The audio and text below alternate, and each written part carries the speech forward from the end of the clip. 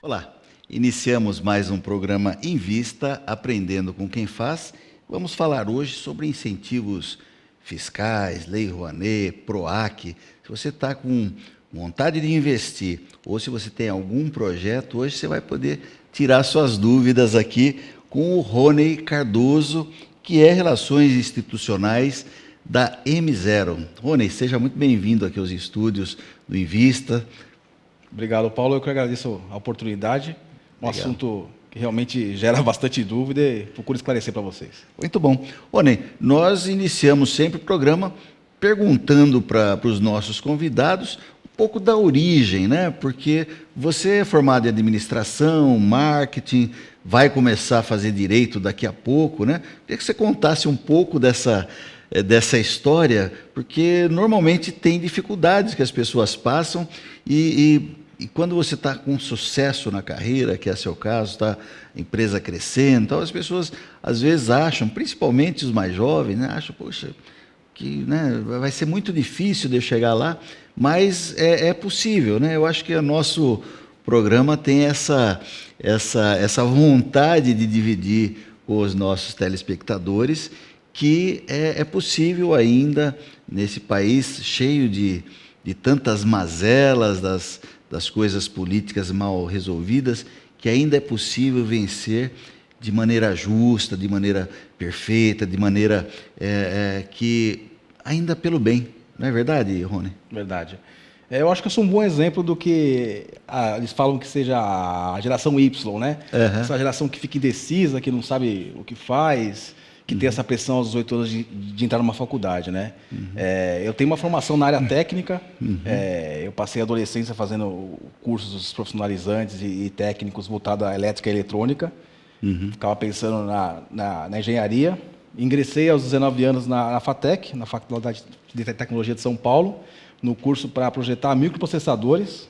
Sei. Acabei vendo que não era muito a minha praia, que a robótica, a eletrônica, enfim, acabava sendo mais um hobby do que uma profissão. E aí, por uma questão de oportunidade mesmo, acabei entrando no ramo de produção de shows, né? Então, fazia a faculdade durante a tarde, à noite ia para os shows, de manhã, quando dava, dormia, quando dava, estudava, né? Sei. E, bom, enfim, acabou não rolando essa faculdade, precisava fazer alguma coisa. Sim. E fiz o que muita gente faz. Fui para a administração, por ser um curso mais genérico e te abrir o leque realmente para diversas opções. E foi aí que realmente eu comecei a encontrar a minha vocação, digamos assim, que era mais a relação com empresas e com pessoas. E aí comecei uma carreira dentro da área comercial. Olha, mas é interessante que, mesmo que nós passemos aí por vários cursos, várias faculdades, a gente imagina, puxa, perdi tempo. Mas a gente nunca perde tempo, né? Você incorpora, né, os conhecimentos para as outras áreas, e aí que é legal, né? Essa diversidade do conhecimento vai moldando, que nós chamamos até de novas carreiras, né? Você fala muito da geração Y, é exatamente isso, né? Tem um monte de carreiras que eram referência há 20, 30 anos atrás, que estão praticamente acabando, e outras profissões, outras carreiras começam a surgir de acordo com as necessidades, né? Hoje, por exemplo, as mídias sociais, elas requerem aí profissionais que sejam...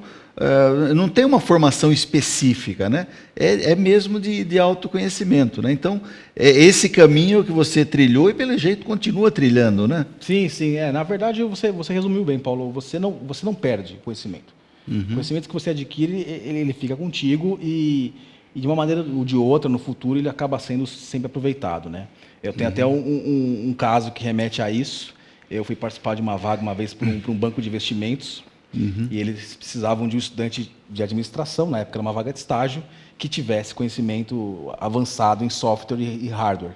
Eles não conseguiam preencher a vaga até que eu apareci. Sim. Né? E eu tinha justamente por conta da faculdade de tecnologia. Sim. E realmente, o conhecimento você vai, se você se fecha, até por essa questão da geração Y hoje, você não consegue mais aproveitar tantas as oportunidades, né?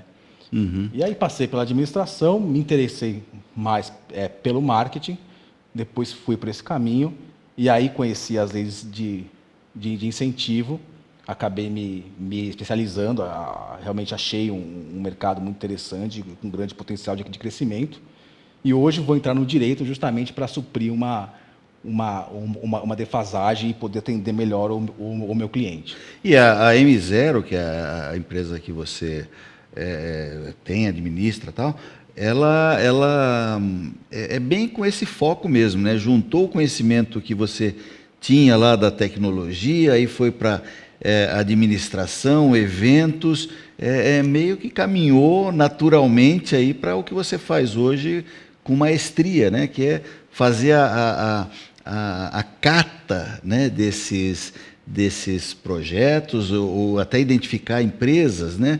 Eu queria que você detalhasse um pouco mais como funciona os incentivos fiscais.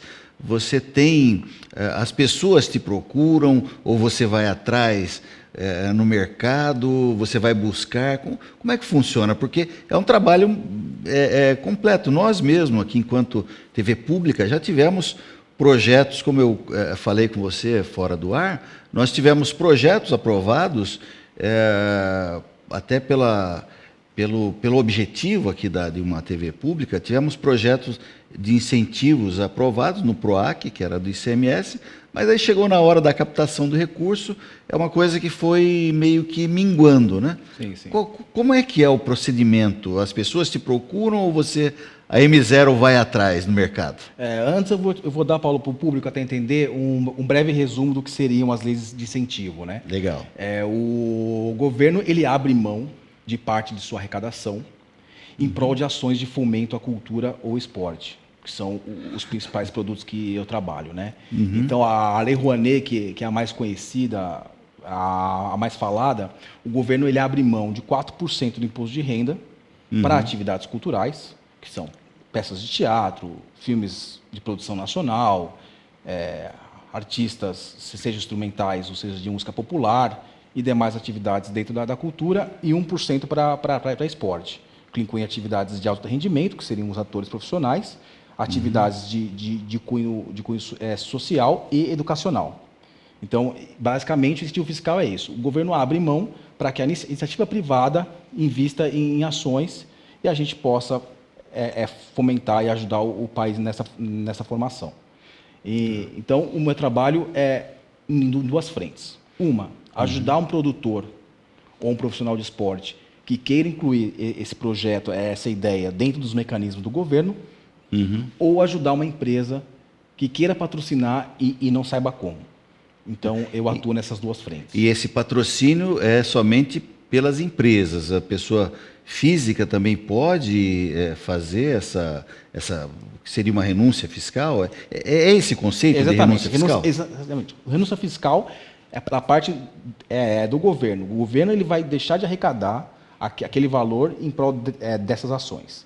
Quem pode fazer esses aportes? No caso de Lei Rouanet, pessoas jurídicas, elas abatem 4% do seu imposto de renda. Então, a empresa ela tem que ser tributada através de lucro real, essa é uma exigência legal. Okay. E, obviamente, ela tem que dar o lucro, que é da onde vai tirar imposto de renda. Sim. E pessoas físicas podem abater 6% do imposto de renda. Então, sim, muitas vezes, um trabalho comunitário, ele pode ser um trabalho mais regional, ele pode ser viabilizado na própria comunidade. Né? Se você tiver um trabalho mais conciso, as próprias pessoas que pagam ali seu imposto de renda, elas tirando os 6%, aí de grão em grão a galinha enche o papo, e assim a comunidade pode fazer um projeto se tornar realidade. Tá, e aí como é somado, vamos até entrar um pouco mais em detalhe, é somado porque para determinados projetos envolve uma quantia razoável de dinheiro e é somado, a pessoa tem uma parte, ela pode entrar com 6%, ela pode, o captador pode ir atrás de outra pessoa e fazer essa soma para viabilizar o projeto, ou ela tem que ser cada projeto financiado ou por uma pessoa só, por uma empresa só? Não, exatamente isso. Cada projeto você pode pegar um pouquinho de cada um. Então, vamos supor, precisamos de R$ 100 para um projeto. Se você tiver 2, se eu tiver 1, se o amigo tiver pode 2, ser, pode juntar. pode ser somado, mais do que uma empresa, inclusive. Exatamente. Então, muitas vezes, por falta justamente dessa informação, as pessoas procuram uma empresa ou outra que tem uma verba maior disponível e se tem uma resposta negativa, acaba abandonando o projeto. Mas não. Pois é. Você pode ir ao pequeno patrocinador, ele pode contribuir. A lei ela tem alguns limites que você deve ter captado o mínimo, né? Esses limites têm que ser respeitados, mas são apenas formalidades técnicas aí que você leva para frente numa boa.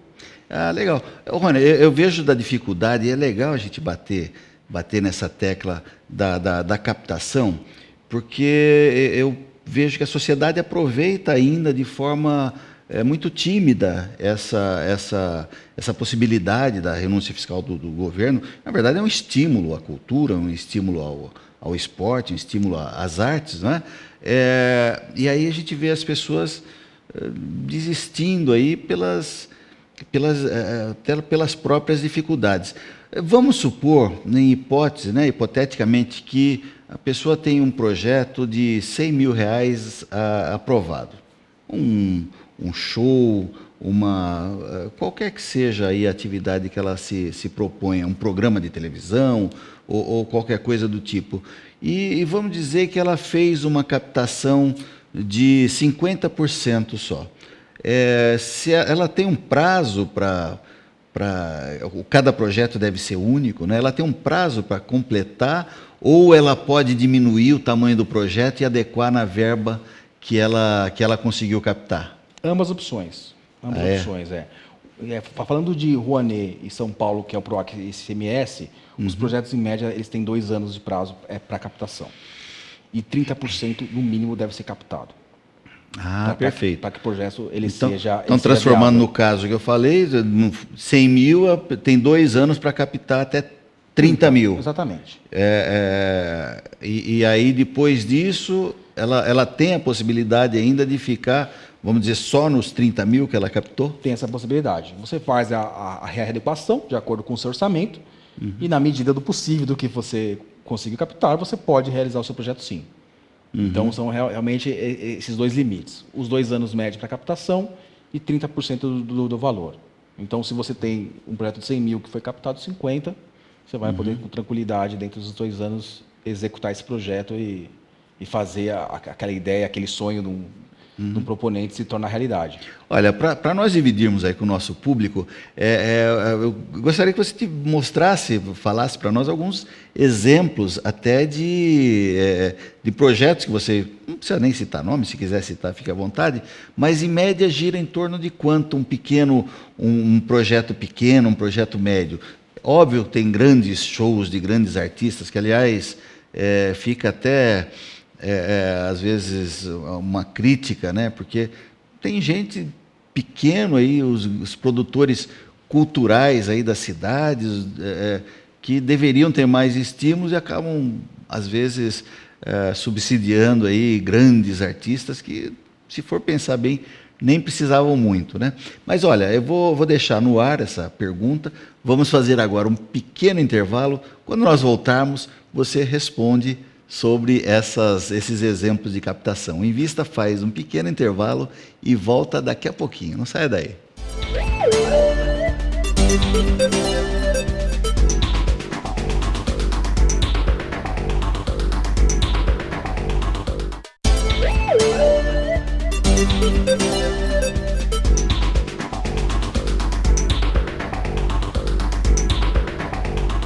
Estamos de volta com o programa Invista, aprendendo com quem faz, falando com o Rony Cardoso, que é da M0 Relações Institucionais.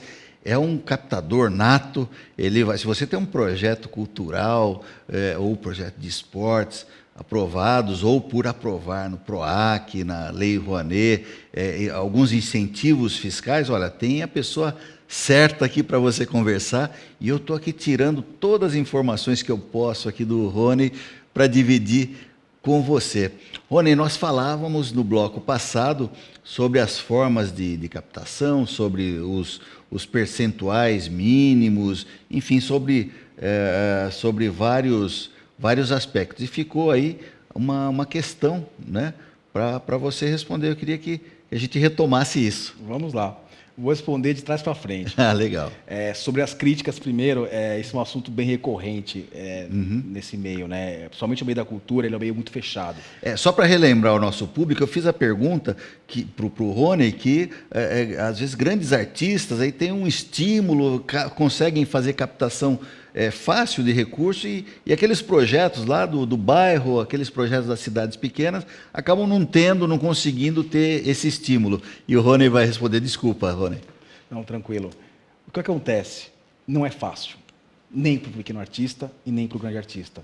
Sei. Falando em Lei Rouanet, hoje nós temos 10 mil projetos aprovados. Sei. Cerca de 30% eles são captados, e não totalmente. Sei, então, é uma quantidade relativamente grande de projetos que ficam... 10 mil nível Brasil. Nível Brasil. Tá. Isso ao ano. Então, é porque você tem essa rotatividade dos projetos que perdem período de captação, que são arquivados, e os novos que entram. Entendi. Então, são 10 mil projetos ativos ali, que estão procurando, que estão batendo na porta da iniciativa privada atrás de uma verba. Então, o que a gente vê muitas vezes divulgado... artista fulano recebeu 500 mil reais da Lei Rouanet. Não, ele não recebeu. O projeto dele foi aprovado, assim como se eu escrever vai ser aprovado, assim como se você escrever ele vai ser aprovado. Então, a mensagem ela chega distorcida para o grande público. Há 2 anos atrás, eu participei da inscrição do projeto do Luan Santana, onde eu aprovei 4 milhões e 800 mil reais. Aí eu vou entrar até na questão de valores. Aí apareceu na mídia, aquele zum, olha, foi aprovado 4 milhões e 800 mil para o Luan Santana. Foi aprovado. Foi captado? Não. Então, para o público geral, chega uma imagem que não é a realidade. A lei é para todas, ele é um artista de música popular, assim como um artista regional. Então, ele tem o direito de pedir uma verba, assim como qualquer outro artista. A parte de captação, aí é outra história. Então, é uma questão muito importante de ser esclarecida realmente para que o público entenda que são 2 fases. A lei está para todos, se ele fez dentro do que pede, vai ser aprovado, é claro. Sim. Então, aí ser captado é outra questão bem crescente. Em relação a valores de projeto, eu já tive projetos de 10 mil reais e já passaram pela minha mão projetos de 30 milhões de reais. Sim. Então, é uma faixa muito grande. Eu já atendi uma empresa em Santa Catarina, eles queriam um projeto, posso até mencionar a empresa, não tem problema, Claro. É a Gomes da Costa, eles têm a fábrica lá em Itajaí, e eles queriam um projeto que tivesse a cara da cidade e que aproximasse a empresa da cidade. Nós procuramos e achamos um livro que chama O Anuário de Itajaí, uma publicação que já existe desde a década de 80, e esse projeto custava 13 mil reais. Então, a gente conseguiu atender a empresa com uma verba baixíssima e o proponente também, e todos ficaram felizes. Em relação a isso, fica uma dúvida.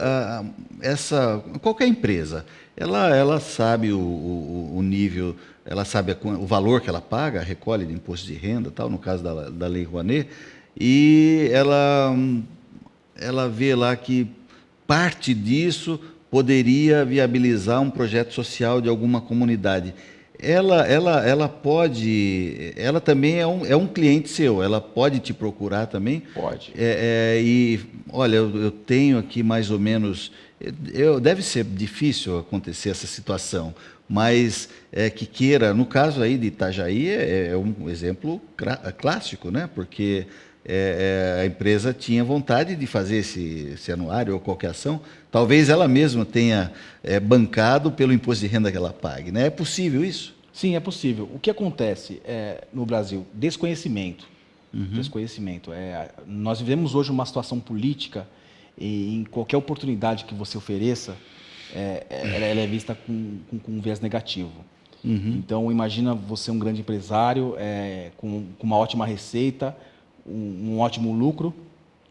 Aí eu chego para você e falo, olha, Paulo, eu posso, de repente, extrair R$1 milhão da sua verba para você reverter em ações de cunho social e esportivo, onde a sua marca vai ser divulgada e você não vai pagar nada por isso. Então, imagina eu chegar com esse discurso, você vai falar, no Brasil acontecer isso? No Brasil não existe isso. De certo vai ter alguma Vai ter algum maracutaia. algum por fora, alguma coisa do tipo. Exatamente. E as empresas acabam fechando a porta por puro desconhecimento da lei. Então, hoje a nossa maior dificuldade é quebrar esse paradigma. Sim, o Brasil tem leis que favorecem a todos e que são totalmente legais. Né? Uma coisa que eu faço questão é de manter, inclusive, a transparência em relação a isso, prestação de contas, os valores máximos legais que eu mesmo posso me remunerar de um projeto. Isso tudo é uma questão que eu faço questão de deixar para ambos os meus clientes, tanto o produtor quanto a empresa, de uma forma totalmente aberta, para ele ver que realmente as leis elas possibilitam isso. E o seu trabalho, a M0, não para somente na captação. Você acompanha até o final e faz a prestação de contas também, que é tão importante quanto, às vezes, a própria captação, né? Porque a pessoa responde civil, a empresa responde civil e criminalmente se não captou um recurso e não usou adequadamente, né? Exatamente. Hoje, falando em Lei Rouanet, o sistema está todo modernizado. Então, o Ministério da Cultura ele conversa em tempo real com a Receita Federal e com o Banco do Brasil, que são os 3 órgãos envolvidos em todo o processo. Então, para o proponente, principalmente, a prestação de contas ela é muito importante. Porque se houver uma diligência e ele for inabilitado, ele não vai poder realizar outros projetos. E é claro que para quem patrocina, é importante ele ter esse respaldo que ele investiu o dinheiro para uma pessoa idônea e que realmente fez aquele projeto acontecer. Então, o nosso trabalho como intermediário nesse processo é justamente garantir que ambas as partes saiam satisfeitas. E esse trabalho que a gente faz de consultoria dentro das empresas ele é totalmente gratuito. Então, o trabalho que eu faço dentro do marketing, de estudo de briefing, busca de oportunidades, a consultoria financeira e jurídica que nós damos dentro da empresa, e acaba sendo um trabalho anual, a empresa não paga nenhum real por isso.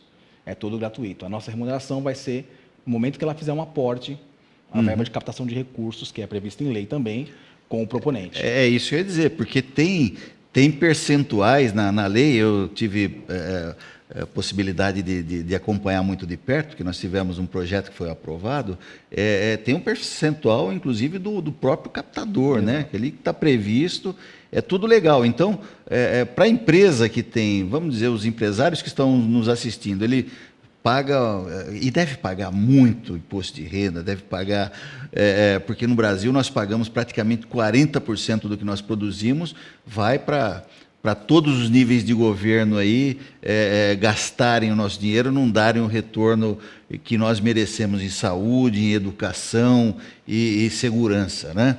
Mas críticas à parte, então se paga muito imposto. Então a empresa que tem aí, que paga muito, de repente ela tem uma noção que pode fazer algum projeto social, alguma coisa do tipo, ela pode ligar aí para o Rony da M0 e falar, olha, vem aqui, e ela não vai ter nenhum custo para você levantar, é isso? Exatamente. Ela não vai ter nenhum custo, ela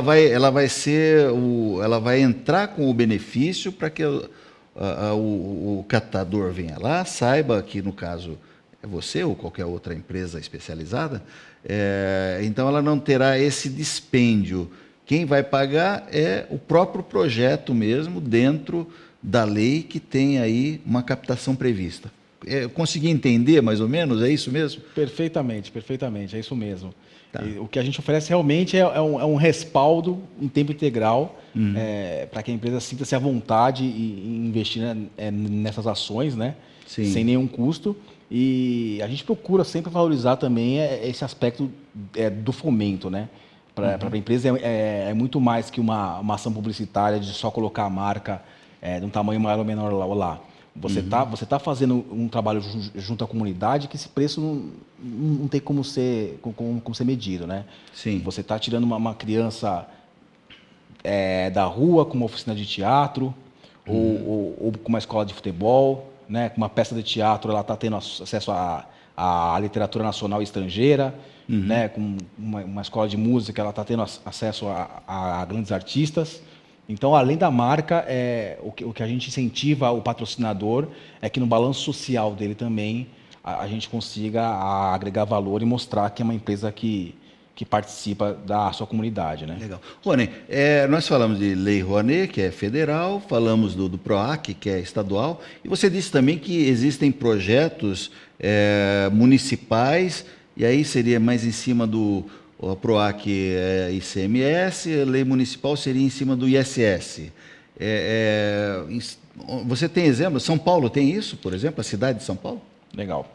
ISS e IPTU são normalmente ISS os impostos que são trabalhados em lei de incentivo. São Paulo tinha uma lei de incentivo até esse ano, que era a Lei Mendonça.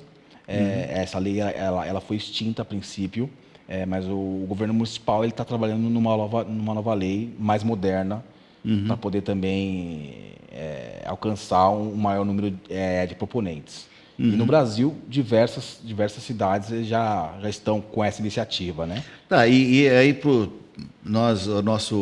aliás, eu quero aproveitar e agradecer. São mais de 60 canais distribuídos em todo o estado de São Paulo e também alguns outros estados. Eu aproveito e mandar um abração para o Roger, lá da TV Babitonga, que esteve aqui lá de Joinville nos visitando esses dias, o pessoal de Lins, o Flávio Navarro, o pessoal de Araraquara, o Valmirão, estiveram aqui conosco e retransmitem o nosso programa. Então, nessas cidades que chegam, se o prefeito, se o executivo, o legislativo estiver ouvindo, ele pode também promover o incentivo por intermédio da sua cidade. Mas acho que o primeiro passo deve ser a aprovação de alguma lei para que isso aconteça. Exatamente. O primeiro passo é a aprovação dessa lei. O que facilita hoje, principalmente para vários municípios, é esse exemplo que já existe. Então, você alterar ou renunciar entre 2% e 5% de sua receita de ISS/IPTU não é um valor tão agressivo que possa impactar na receita dos municípios. Claro que cada um tem a sua particularidade. Sim. Mas até a própria cidade de Osasco, por exemplo, é um ótimo exemplo, tem uma ótima arrecadação, tem muitas empresas. Osasco tem uma arrecadação de 1,5 bilhão de reais aí por ano. É um número expressivo, realmente. Muito expressivo. E você tem uma série de empresas e as prefeituras elas podem fazer isso através da iniciativa privada, que são os exemplos da Lei Rouanet, ou através de editais, assim como o PROAC também tem essa ferramenta disponível. O PROAC ele é regido por 2 sistemas, o PROAC ICMS, que é o PROAC onde você aprova um projeto e vai atrás da iniciativa privada, atrás da verba, e o PROAC edital, onde o governo separa uma verba e ele seleciona os projetos que serão contemplados. Olha, isso eu não tinha conhecimento. Olha que bacana. Bom, Rodney, nós estamos chegando já ao finalzinho do nosso programa, então vou deixar uns instantes finais aí e também os seus contatos aí no GC, os instantes finais então para a sua despedida do nosso público. Bom, eu agradeço a oportunidade, acredito que é um assunto que possa ser bastante explorado. Sim. E eu fico à disposição em tempo integral, caso alguém queira tirar mais dúvidas, e faço um apelo aos empresários que é um projeto que vale a pena, a lei de incentivo fomenta cultura e esporte no país de uma maneira incrível e convido a todos a conhecerem um pouquinho sobre isso, que com certeza eles vão aderir. Legal, muito obrigado. Agradeço em primeiro lugar a Deus que nos permite estar aqui, entrando no seu lar, né, e transmitindo sempre alguma coisa boa. Um grande abraço a todos, o Invista vai ficando por aqui. Tchau, tchau.